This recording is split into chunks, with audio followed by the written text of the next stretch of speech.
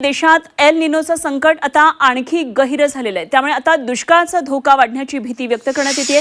देशात यंदा केवळ 85% पाऊस होण्याची भीती वर्तवण्यात येत होती। एल निनोचं प्रमाण वाढलंय, पाऊसमान आता घटणार आहे आणि परिणामी ऐन पावसाळ्यामध्ये दुष्काळाची भीती वाढण्याची शक्यता आहे। तर एल निनोचं प्रमाण वाढलंय आणि त्यामुळे पावसाचं प्रमाण आता घटणार आहे। देशामध्ये एल निनोचं संकट आणखी गडद झालेलं आहे। या संदर्भात आणखी माहिती जाणून घेऊया। आमचे प्रतिनिधी गजानन वाणी आपल्या बरोबर जोडले गेलेले आहेत। गजानन, एल निनोचं संकट आणखी आता वाढलेलं आहे, त्यामुळे अर्थातच पाऊस कमी होणार आहे। पुन्हा एकदा एक मोठं गहिरं संकट पावसाचं दिसतंय। पावसाचे अजून दिवस आहेत, मात्र अजूनही महाराष्ट्रातला असा भाग आहे की जिथे पाऊस झालेला नाहीये। काय नेमकी माहिती आहे?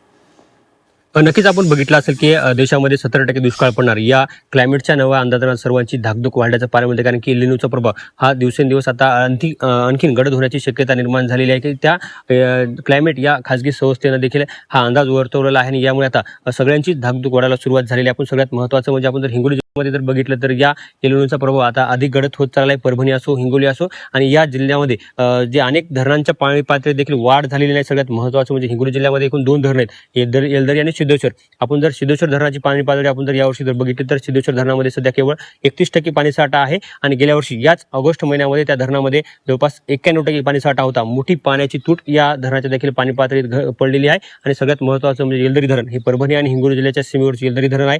या धरणाच्या पाणी पातळीत आपण जर आज जर बघितलं तर 61% पाणीसाठा आहे आणि गेल्या वर्षी याच ऑगस्ट महिन्यामध्ये त्या धरणामध्ये 99% पाणीसाठा होता। किती तूट या पाण्यामध्ये आपण या टक्केवारीमध्ये पडल्याचं आपण पाहायला मिळते। आणि जे हिंगोली जिल्ह्यामध्ये एकूण 30 लघु सिंचन तलाव आहेत आणि या तलावाच्या पाणी पातळीत देखील वाढ झाली। जवळपास 304 मिलीमीटर पावसाची नोंद या हिंगोली जिल्ह्यामध्ये झालेली आहे आणि ऑगस्ट महिन्यामध्ये ओसंडून हे तलाव वाहत असतात, धरणं वाहत असतात, 100% धरणं भरत असतात। मात्र यावर्षी एल निनोचा प्रभाव आता आणखीन गडद होत चाललेला आहे आणि जे आपण जर बघितलं असेल की देशामध्ये जवळपास 2023 मध्ये एल निनोचा प्रभावामुळे पाऊस अनियमित झाला होता। त्यामुळे देशातील जवळपास अन्नधान्य उत्पन्नात 6.1% मोठी घट झाली होती आणि त्यामुळे देखील आता एल निनोचा प्रभाव अति वेगाने वाढत असल्याने मान्सून धक्का देण्याची भीती सध्या निर्माण झालेली आहे।